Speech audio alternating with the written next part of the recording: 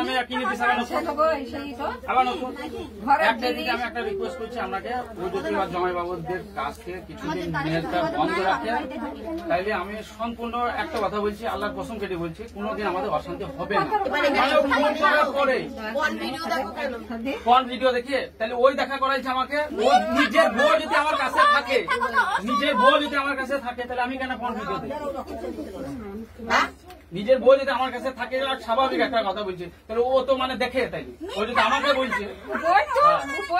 আমি যদি ওই সব জিনিস দেখি তাহলে আমার ওই লাইফে ওই অত দূর আমি সাকসেসফুল হইতে পারতাম না। কত বড় ছোট লোক আর কত বড় ভদ্রলোক কথা বলবেন না প্লিজ। কত বড় ভদ্রলোক কথা বলে না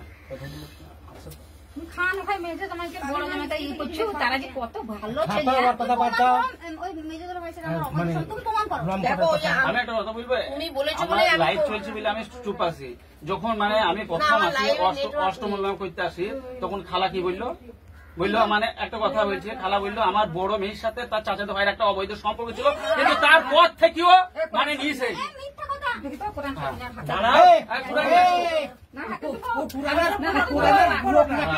তারপরও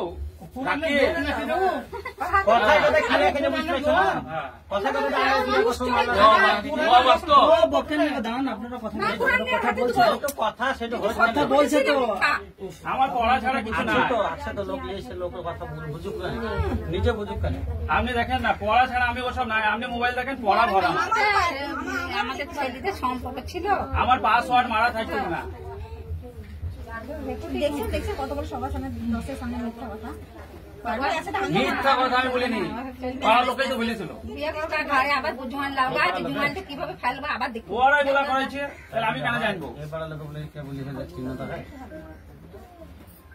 শুধু না ঘরে বলে নামে যে অবৈধ সম্পর্ক তোর সাথে অবৈধ সম্পর্ক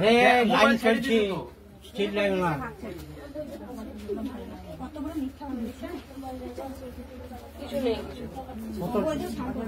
আমার নোট পড়া ছাড়া কিছুই পাবে না গুরুকে সবসময় পড়া এখন আমি পড়ছি চাকরি করার পরও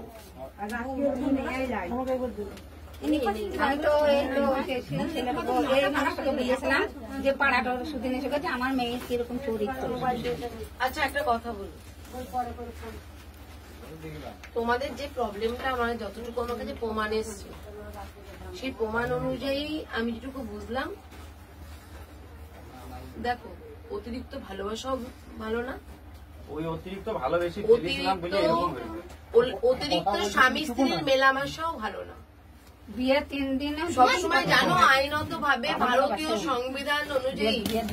মানে আমি বলি আইনত ভাবে তুমি তো ভালো একজন শিক্ষক তুমি আরো দেখতে নেবে তুমি জানো স্ত্রীর ইচ্ছার বিরুদ্ধে যদি কোন রকম শারীরিক সম্পর্ক করা হয় সেটা কি হয় জানো রে কিন্তু আমি একটা কথা বলছি আমাকে বলতে দেবে আমি যা প্রমাণ পেয়েছি আমি উসকুস করছি বলার জন্য প্রমাণ ছাড়া আমি কথা বলতাম না। আজকে এতজন মানুষ আছে তাই বাচ্চাদের সরিয়ে দিয়ে একটা কথাই বললাম তোমাকে। দ্বিতীয় কথা অকথ্য ভাষায় গালিগালাজ আমার গালিগুলো লিখে দিয়েছে আর ওরগুলো মিট করে লিখে দিয়েছে তুমি প্রমাণ করবে কেন ওর কথাটাও তো আছে ওর মধ্যে ওর কথা তোমার কথাই তো আছে কনভারসেশন থাকলে যেমন দুজনেরই থাকবে ওটাও তো তোমারও আছে ওরও আছে। আমি যেটুকু শুনেছি যেটুকু প্রমাণ আছে বাদ বাকিটুকু বাইরে বলবো বুঝেছো? তাহলে দ্বিতীয় কথা হলো কি তোমাদের মধ্যে এই সংসারটা হওয়ার জায়গায় নেই নীরজ হওয়ার জায়গায় নেই। আমি যে মেয়ে এত বছর ধরে শুধু সংসার জোড়ার জন্য কেস খায় মার খায় গ্রামের লোক আটকে রাখে গ্রামের লোকই আমার ভালোবাসে 13টা বছর কিন্তু এই লড়াইটা দিচ্ছি মানুষের কিন্তু এই সংসারটা যেটুকু প্রমাণ এসেছে আমার কাছে এটা নিয়ে আমি তোমাকে কিছু বললে এটা যদি ও যেত আমার কাছে আমি যে তোমার কি হালত করতাম একদম সত্যি কথা বলছি বিশ্বাস করো যদি মেয়ে পক্ষ আমার কাছে যেত আর এই প্রমাণ যদি আমি পেতাম মানে কি অবস্থা হতো আমি নিজেও জানি না। এটা হলো ফার্স্ট তোমার লাগ ভালো, বারবার আল্লাহ কসমকে মিথ্যা কথা বলো না, তোমার লাগ ভালো, তুমি গেছো, আর তুমি গেছো বলেই তোমার সামনে এতটা ভালোভাবে আমি কথাটা বলছি। কারণ ভালোভাবে কথা বলছি দুই পক্ষ, মানে ওরাও চাইছে শান্তভাবে, আমিও চাইছি শান্তিভাবে। এর বাইরে আর তোমাকে ভেঙে কিছু বললাম না। ভাগ্যিস আজকে লাইভ চলছে না, লাইভ চললে যে তোমার হালত কোথায় গিয়ে পৌঁছাতো গোটা বিশ্বে আমি নিজে বলতে পারবো না ভাই। যেটুকু এভিডেন্স আমার কাছে পেলাম আমি,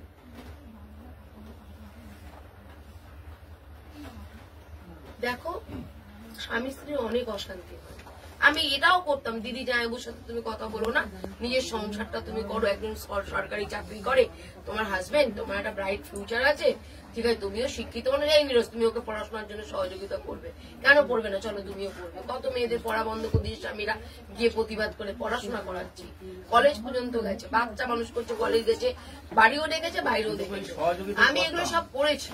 আমি তোকে সহযোগিতা করতাম, ওকে দেখি তো আমি যদি জানতাম এই সংসারটা যদি এইরকম জায়গায় যে তুমি যে তোমার একটা কথা দিদি জামাইবু, আমি